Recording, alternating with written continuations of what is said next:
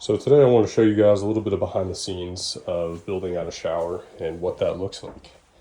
So we've got our go board up on our walls here.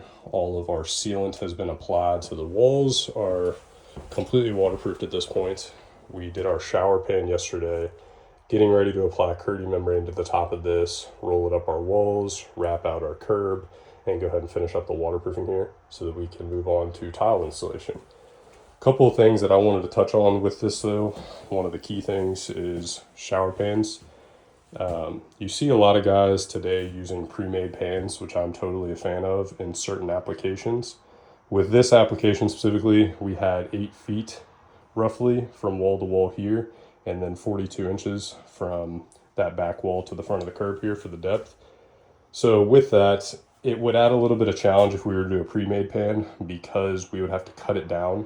We would be left with areas on both sides where we would have to do mud pack anyways. So I prefer just to go this method for several reasons. The first reason, and probably biggest reason to me, is because we are doing this small subway on the top, on the walls here. And what'll happen if you do those pre-made pans and you cut them down is your whole perimeter will not end up being perfectly level all the way around because you're cutting off those edges. You're taking away from the height because that slope is one uniform slope from the outside to the inside on those shower pans.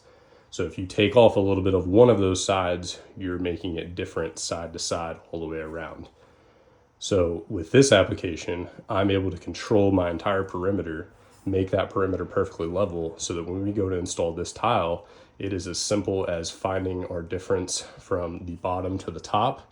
And maybe we have to take a little bit off of this first row, but we do not have to scribe this entire first row, meaning the entire first row will sit level with one another. I'll be able to make one cut for every tile around this entire perimeter and know that I can just stack off of that and make everything perfectly level going up from there.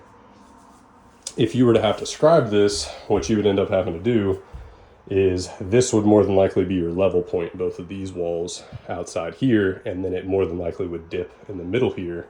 So you would see that as you look into the shower because you could see maybe, a cut off of a tile over here over to a full tile back to that same cut on these sides here. So it would look a little bit uneven to your eye when you're looking at it.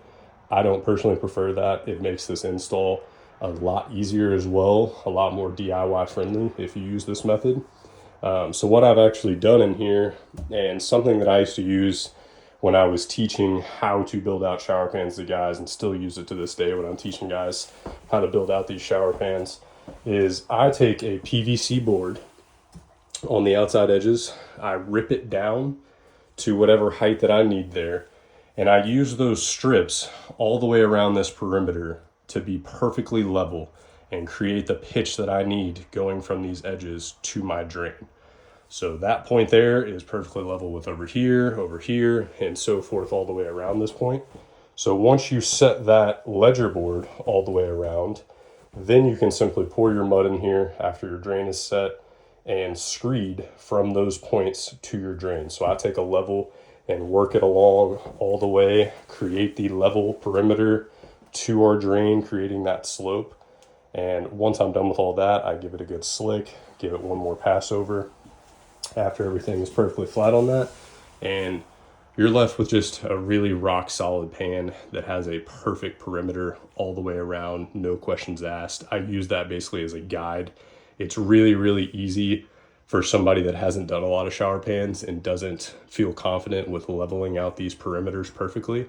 A lot of times when I don't use these even myself, I'll have a couple of spots throughout, no matter what, that just dip ever so slightly, maybe a little bit of high points, which I can play with that with thin set as well when I'm actually applying my tile. It's not that big of a deal. But with this, it's 100% foolproof. You're left with a perfect perimeter all the way around, which I really love. It just makes the install process go so much easier when you're actually stacking these tiles up the walls.